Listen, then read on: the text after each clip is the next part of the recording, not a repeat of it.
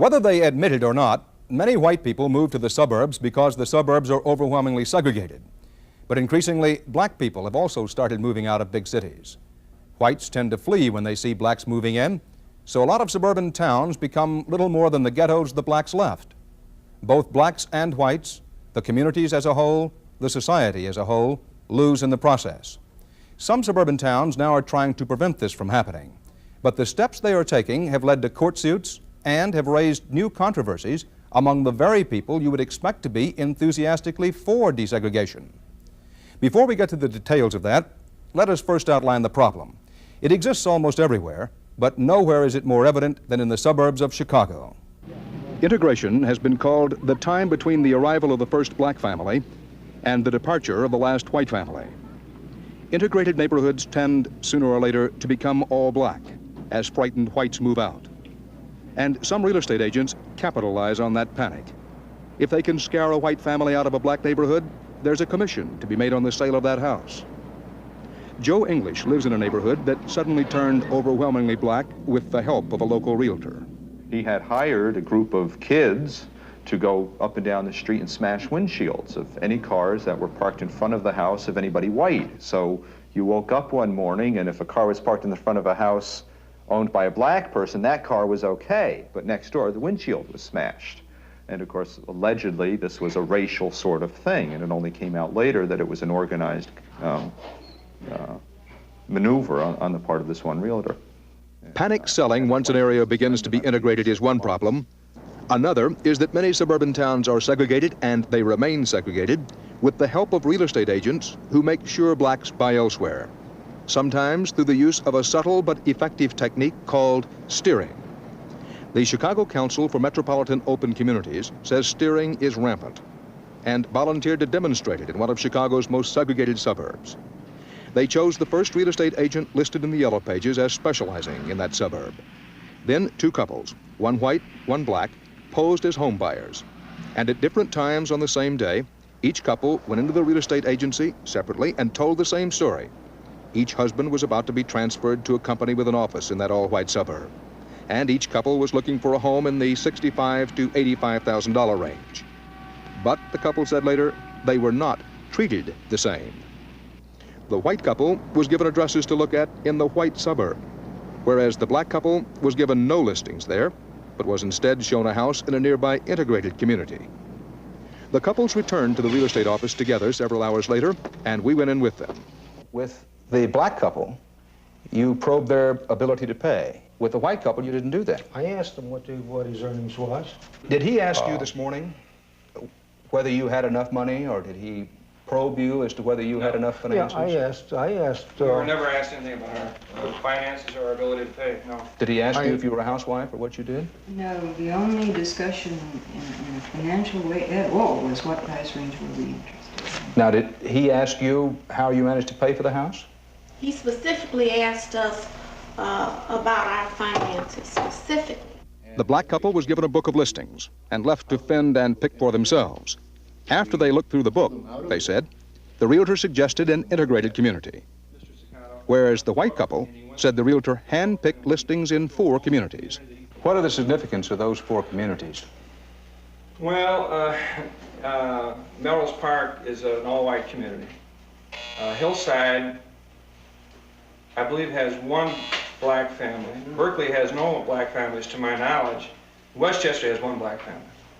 And they're all rather large communities, and they're considered white communities in the sense of the term in Chicago. Did he mention the homes in the areas that this couple says were mentioned to them this morning?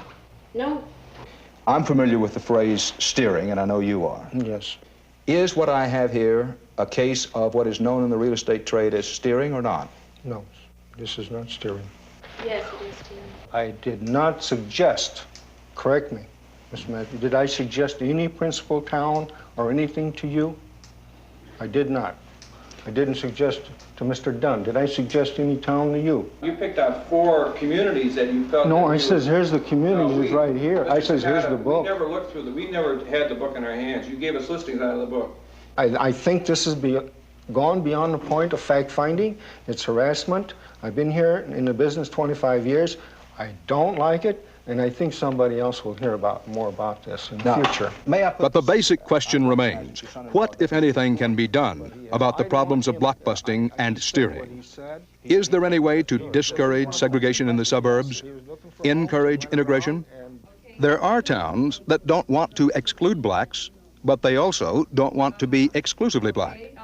A few of those towns around Chicago have come up with something called integration maintenance laws. One of those towns is Bellwood. It's a predominantly blue-collar suburb a few miles west of Chicago. This winter, all of the talk was about the mounds of white snow, but for most of the last 3 years, the principal topic of conversation has been the influx of black residents. Before that time, blacks who moved here came slowly but steadily. One family in 1967.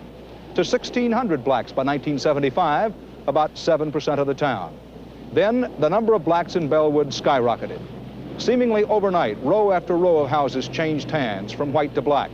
And everyone, regardless of color, was frightened that their town was being made into a black ghetto. The longtime mayor of Bellwood is Siegel Davis. Yes, I felt that blacks were being funneled into Bellwood and not at all being funneled into certain other communities in the suburban area around Chicago. Was so-called blockbusting tried here, Mayor? Yes, well, to a degree, I would call it blockbusting. The real estate industry did solicit fairly heavily by sending out notices by mail or by telephoning or even going door to door. And it did stir up the people and cause some panic, and it was done block by block. And this is one of the things we were drastically against and hoped that would not happen. And we have tried to curtail that the best way we can.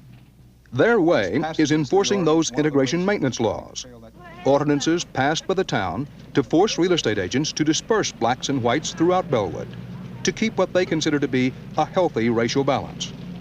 The very first such laws were developed in a nearby town, Oak Park. Under these laws, real estate agents cannot approach homeowners, cannot solicit listings without approval. For sale signs are not allowed. Real estate agents are required to offer blacks houses in white neighborhoods and to encourage whites to move into black areas. A counseling center keeps track of sellers and buyers by race, and real estate agents are pressured to send over all prospective buyers for counseling. The hope is to ensure that the suburban town remains the way it is, rather than taking on the character of an inner Chicago ghetto. The real estate industry vows to use all of its muscle to defeat integration maintenance programs everywhere, and it has plenty of muscle. Its Trade and Professional Association claims to be the largest in the country. It has sued Bellwood and other communities to overturn local laws aimed at achieving racial diversity. The spokesman for the National Association of Realtors is William North.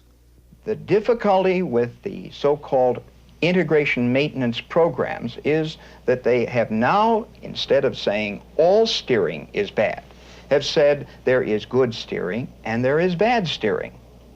And somebody, although they're a little vague as to who that somebody might be, is going to tell you when you are properly steering and when you are improperly steering. That is what we're concerned about. Well, that's very interesting that the NAR would take such an attitude because it makes them the champions of integration in an open society, which is not the case. Herman Matthews helps lead Greater Chicago efforts against segregated housing and supports integration maintenance laws as the best solution. The real estate industry is in business, let's face it. And they're in business to make money. And they make their money selling houses. Now, you might think that local civil rights leaders are opposing the real estate interests and fighting to keep integration where it exists. If you think that, you are badly mistaken. Why is it that no one is busy trying to maintain or manage the Irish, the Germans, the Lithuanians, and all the other European groups, and they only decide to try to manage blacks? The meeting is at NAACP headquarters. The purpose, organize opposition to integration maintenance laws. Present are leading businessmen and